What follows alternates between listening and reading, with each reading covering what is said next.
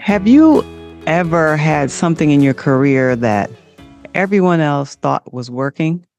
The job, the career that looked good, the title that made sense. People were proud of you, but inside you knew something about it did not feel like you anymore. That was me in my early career working as a bank manager. And it was a good job, a good career, a respectable career, a stable job. And I was becoming less and less of myself every day I stayed. Now, before we get more into that, let me say welcome to another episode of the Leadership Purpose with Dr. Robin podcast. I'm so glad you're here and listening into the podcast. I say it all the time, and I will continue to say it. I really appreciate you for listening into the podcast because without you listening, there is no podcast. And because you've been such faithful listeners, we've been ranked in the top 5% of all podcasts globally, according to Listen Notes. So thank you. And help us keep it going. Continue. If you haven't done so, do it right now. Review, rate, subscribe to the podcast. Really, really would be a good help. All right. So now in today's episode, I want to talk about the decision to leave the good job that was not the right fit. Not because leaving is always the answer, but because sometimes the first real career decision is about finally admitting what you can no longer ignore. And in this series of solo episodes, I'm going to be looking back at several career decisions I've made, one decision at a time with their ups and downs. And gratefully, I have since learned how to make decisions that always keep me aligned with who I am, with my true purpose, so I have deep meaning, true purpose, and lasting fulfillment in my work. And my hope is that sharing what I've learned may help you with your own career decisions. But back at that time in my early career, I would not have called that a career crossroads. I didn't have language yet. I just knew something was off. And maybe you know exactly what I mean. You have a role that looks good from the outside. People may even be proud of you for it. But inside, something about it doesn't feel like you anymore. Not because the whole thing is wrong and not because you're ungrateful, but because you know the career people are praising is not the career that feels true for you. That was the tension I was living in. The decision was simple on the surface, but it was not easy. Do I stay in this stable position that made sense to everyone else? Or do I leave because I knew it did not fit who I was? You may be in some version of that place right now. You've done the responsible thing. Maybe you've built something people respect, the role that makes sense. And still privately, you wonder, why does this not feel right? And you may not have all the words for it yet. You may just know that you're tired, or you may feel it in your body, or you may feel like you're becoming less yourself the longer you stay. Early in my first career, when I was working as a bank manager, which was my first professional role, I was young and I was working in this large bank downtown in my hometown in Connecticut. I had majored in business administration in college because my mother told me it would mean that I would always have a job. And honestly, that made sense to me at the time. It seemed practical and safe. And so that's what I did. And then after college, I got what looked like a really good job. It was a leadership role. I had people twice my age reporting to me. My family and friends were proud of me. And that's the part of it that made it hard. Nothing about it looked wrong from the outside. It was what my mother called a good job, was respectable, and it looked like success. Sometimes that's what makes a career decision so confusing. If you're deciding between something that makes sense and something that feels true, it could feel confusing. And that's where I was. Do I stay in a stable role that other people respect, or do I leave because I know this work does not fit who I am? And to be honest, that was not an easy thing to admit. This was my first real career role. It gave me responsibility and credibility, and that mattered. So I was also weighing stability. I had chosen business because it was supposed to provide security, and my family and friends saw my job as success. And when people who love you and are proud of you and the life you're living, the career you're having, it can be hard to admit that the career they are celebrating doesn't feel right to you. But emotionally, I could feel the cost. The job was not just something I disliked, it felt soul sucking. It felt like I was becoming less myself every day I stayed. And I'm not saying that to make the story dramatic. I'm saying it because sometimes your body tells the truth before you have language for it. You keep trying to be reasonable, you keep trying to be grateful, but something in you keeps asking you to pay attention. And underneath all of that, there's a deeper question that I could not fully name yet. Is this really what I'm here to do? And I'm willing to listen to what I know is true, even if it interrupts the path that looks successful. There was one moment that made this clearer to me. I was sitting at the customer service desk with a woman who had come in to close her husband's account after he passed away. Now, according to the bank policy, I was supposed to focus on selling her other financial products. But that's not where my attention went. My attention went to her grief, her story, her loss, her humanity. Later, I realized that what I had been doing in that moment was not really banking. It was some form of social work, some form of listening, some form of care. And that moment told me something about myself. It reminded me that I was in the wrong place. Not because the bank was wrong or that banking is wrong, and not because the work had no value, but because the work did not fit the way I was wired to serve. And looking back at that, I can see that this was one of my earliest experiences of the purpose gap. There was a gap between what looked successful and what felt true in me. But I didn't know all of that then. I just knew something was wrong. And sometimes that's how purpose starts speaking to us. It doesn't come from a full plan. Sometimes it starts with discomfort, a quiet ache, or a physical signal. Sometimes it starts with a moment where you notice what you really care about. For me, I was beginning to understand that I wanted to do work that allowed me to make a difference in other people's lives. And that desire was not random, it was a clue.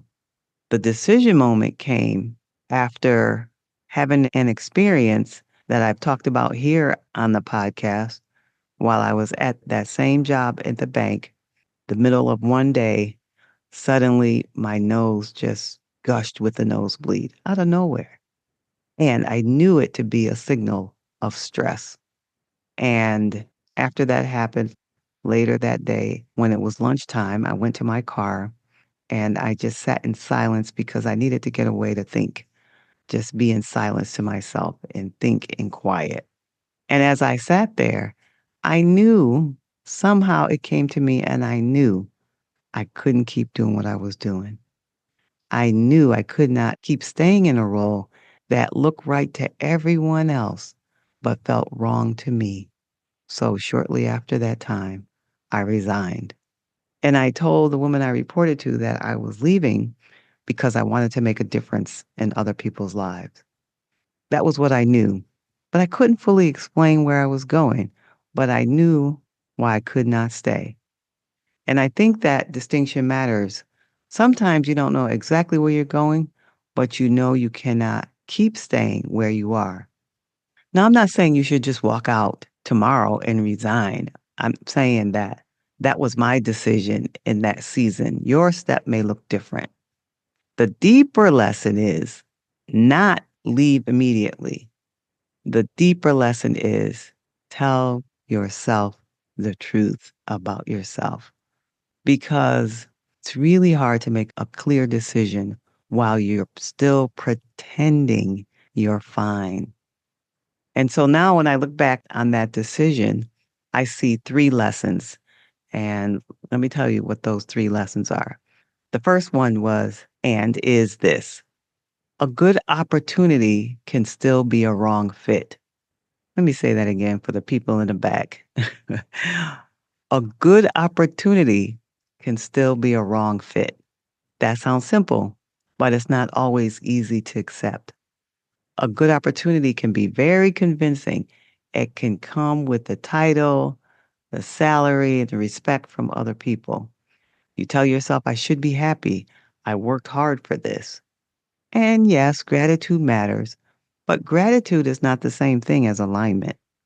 You can be grateful for what a role has given you and still be honest that it no longer fits. You can appreciate what the role has provided while admitting that something in you is asking for something more true to you. The bank gave me experience. It gave me leadership responsibility. It gave me credibility early in my career. And also, it was not the right fit for who I was. Both of those things can be true. So that's the first lesson. A good opportunity can still be the wrong fit. All right, so here's the second lesson. Your body and your attention may know before your mind has language. At the time, I didn't have words that I have now. I just knew something was off. And I think that matters because it's easy to dismiss what you can't yet explain.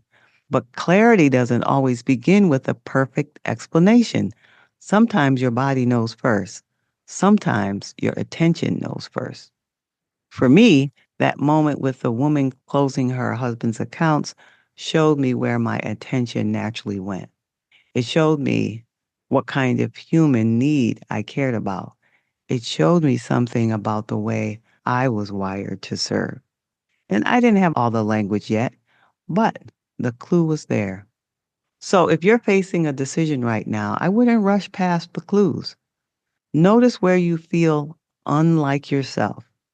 And notice the moments when something in you comes alive a little. Those clues matter. Okay, so now here's the third lesson, the third and final lesson for this particular episode. One aligned decision may not give you the whole map, but it can start teaching you how to listen. You want certainty before you move. You want to know the whole thing will turn out. You want to know 10 steps in advance and exactly what it's going to be. And I understand that. But that was not how the decision worked for me. I didn't leave the bank because I had a full roadmap. I left because I could no longer ignore what I knew. I knew I wanted to make a difference in people's lives. I knew the work I was doing did not fit me, to put it mildly. And I knew I was becoming less and less myself there. That was enough to tell me I could not stay. And here's the honest part: leaving the bank didn't immediately lead me to a perfect career. It was not as if I resigned and everything suddenly became clear. I don't want to make it sound like it was like a neat little bow that was wrapped up so nicely like that. What happened is that I began to listen differently. That decision didn't give me the whole answer. It gave me the beginning of a pattern I would keep learning from. And then for the next couple of decades, I moved through different careers, different kinds of work, looking for the right fit. Each role had a piece of something that mattered to me, but not all the pieces. Leaving the bank was not the whole answer. It was the beginning of learning how to listen. Now, your situation may not look exactly like mine. You may not be thinking about leaving your role or your position. You may not be thinking about resigning from anything right now, but there may be a decision in front of you where the outside story of what others see and the inside truth of what you feel don't match. People are proud of what you have built, but you know it doesn't feel like you anymore. The role makes sense, but it no longer fits. You're holding on to it because it makes sense and other people understand it, but something in you keeps asking, is this really where I'm supposed to stay? If that's where you are, I would say this to you gently. Don't dismiss what feels off just because other people admire your success. I mean, I know it can be hard when your career looks good on the outside. It could feel almost ungrateful to admit that something inside of you is aching. But that ache may be telling you something important. It may be showing you that you've outgrown a role, a position, a career, or that something important to you is not being honored. Again, I'm not saying discomfort always means you need to leave. And I'm not saying the answer has to be a dramatic move. Sometimes the next right step is a conversation. Sometimes it's a class. Sometimes it's telling the truth in your journal or getting support. And sometimes that is enough for the next step. You don't have to change your whole life and blow up your whole life and career to begin listening to yourself. But I wouldn't want you to keep ignoring yourself either, because the longer you ignore what doesn't fit, the louder it becomes. And you can be grateful for what your career has given you and still tell the truth that it no longer fits. You can respect your career so far and still know that it's not where you belong anymore. You can say, this has given me something, but I don't think it's where I am meant to stay. And that doesn't make you ungrateful. It just makes you honest with yourself. And honesty, that inner honesty, is often where alignment begins. So here's the takeaway I want you to carry with you. A good career can still be a wrong fit. And the first step is telling yourself the truth about that. And a career can be respected and still not be right for you. It can make other people proud and still feel wrong on the inside. And when you begin to notice that, you don't have to panic and you don't have to have the whole plan. Just be open to listen. So I invite you to listen a little more closely this week. Notice what's showing up for you in your life. Notice what your body may be carrying. Notice the moments that reveal what you actually care about. And you don't have to do anything dramatic with it yet. Just listen. Just listen. And the question I want you to sit with this week is this. Ask yourself this and just sit with it. Where in my career am I being praised for a version of success that no longer feels true to who I am? Not so you can judge yourself, though, and not so you can rush into a decision, and not so you can create pressure around something that already feels heavy. You're reflecting on the question just so you can notice. And you might journal about it or just sit with it quietly and just pay attention to what comes up. And maybe, like me back then, you don't have all the language yet. Maybe you can't explain it perfectly, and maybe you don't know exactly what comes next. And that's okay. That's really okay. You just begin by telling yourself what's true inside of you and about what you do know. You can begin by admitting what no longer fits. You can begin by noticing the gap between the career that looks successful and what feels true to you. And then from there, you can take one next right step. Not the biggest step, not the most dramatic step, just the one that is true inside of you. Because sometimes your path to fulfillment begins there, not with a complete roadmap, but with the courage to admit that you may be staying in a place where you already know you're becoming less and less yourself. So this week, give yourself room to listen. Don't rush yourself. Don't shame yourself for not having it all figured out. If there is a decision weighing on you, maybe the first step is not to solve it immediately. The first step is just to admit what is true in you. And that's really what this series is all about. As you listen to me share about the decisions I've made throughout my career journey, I want you to think about your own. And not just the big obvious ones, but the quiet ones too. The ones you've been carrying around.